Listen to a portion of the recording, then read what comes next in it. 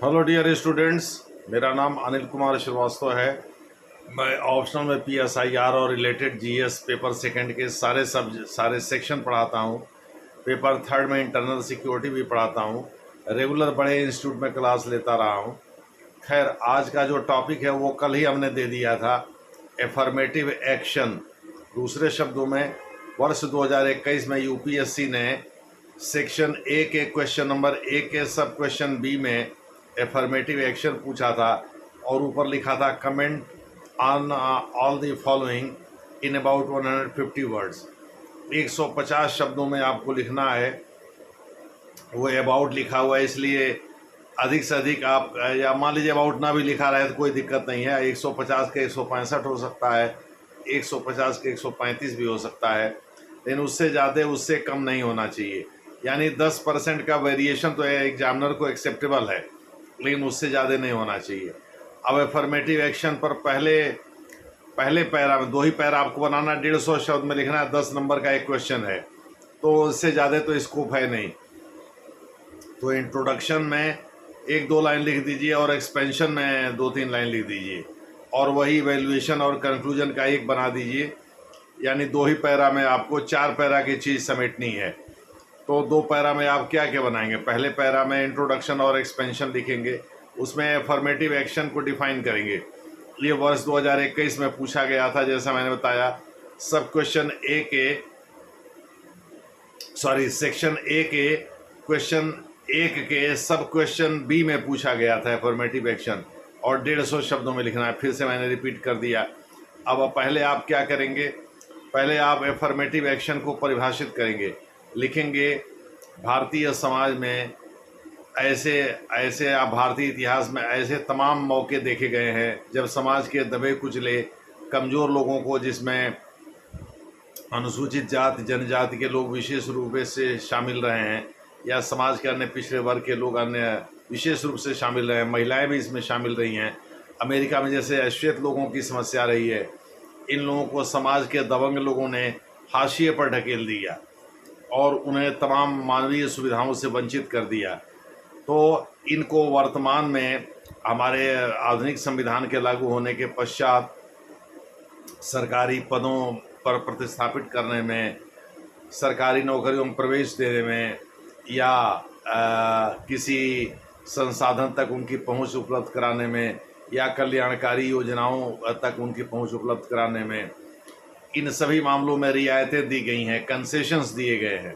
Concessions दिए हैं राज्य ने इनको तरजीह भी दिया है। दूसरे शब्दों में, राज्य जब भी कल्याणकारी योजना लॉन्च करता है, DPSP में इन्हीं सब चीज़ों का जिक्र किया गया है, चाहे वो अनुसूचित जाति हों, जनजाति हों, महिलाएं हों, बच्चे हों, बुजुर्ग हों, ओल्ड एज के लोग हों, यानी ओल्ड एज पेंशन जैसे दिया जाता है 60 से ऊपर, बुजुर्ग में भी उन्हीं को शामिल किया जाएगा।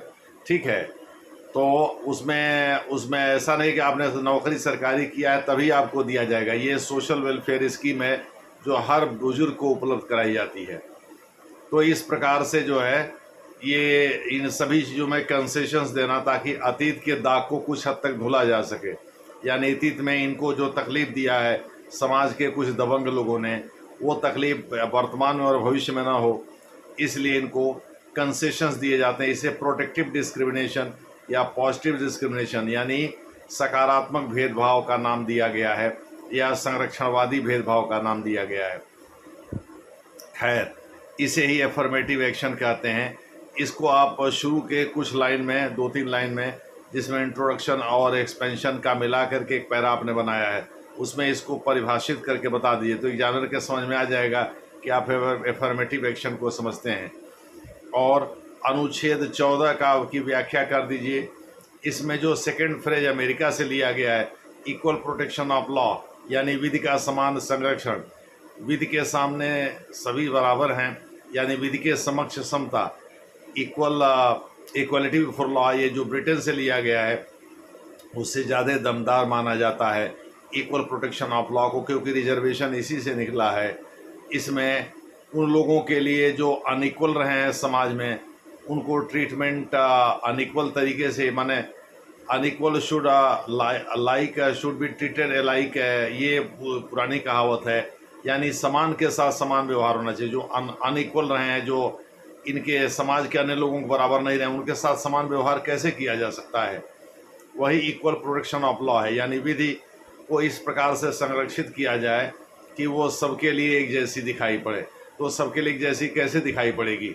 सबके लिए एक जैसी तभी दिखाई पड़ेगी जब लोगों को मुख्य धारा में लाया जाएगा। हालांकि राष्ट्रपति, गवर्नर जैसे लोग अनुच्छेद 361 के तहत इन लोगों के लिए इसके लिए अपवाद है।